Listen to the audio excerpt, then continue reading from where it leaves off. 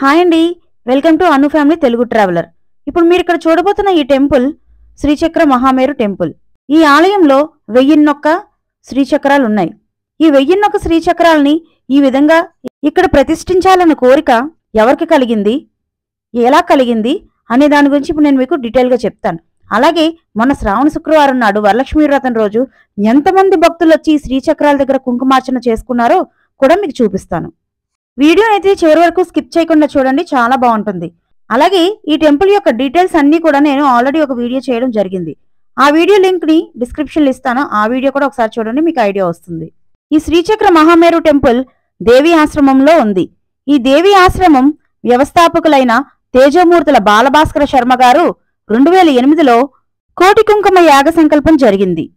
ప్రతిరోజు ఒక పల్లెంలో శ్రీచక్ర మేరు యంత్రం ఇచ్చి దానికి సుహాసినీల చేత కుంకుమార్చన చేయించడం, అలాగే ప్రతినిత్యం అర్చన చేసినటువంటి కుంకుమని అమ్మవారి దగ్గరకు తీసుకువెళ్లడం జరిగింది.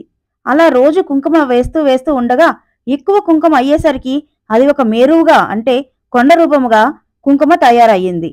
దానికి గురువుగారు అర్చన చేస్తుండగా ఆ అమ్మవారితో పాటు కుంకుమకు కూడా పుష్పాలంకరణ చేసే టైంలో ఆ కుంకుమ మధ్యలో గురువుగారికి, అంటే తేజమూర్తుల బాలభాస్కర శర్మ గారికి ఒక పెద్ద శ్రీచక్రం, అలాగే దాని చుట్టూ చిన్ని శ్రీచక్రాలు దర్శనం కలిగింది.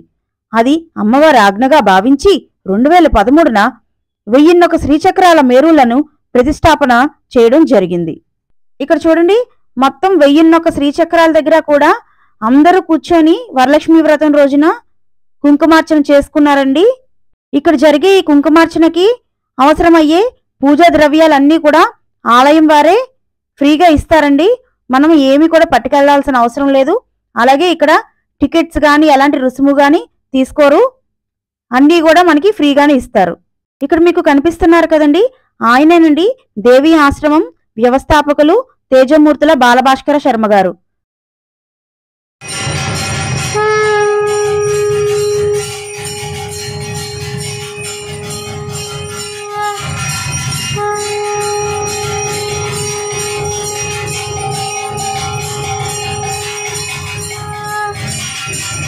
గర్భగుడిలో ఉన్న లలితాదేవి అమ్మవారు, అలాగే గురువు గారు.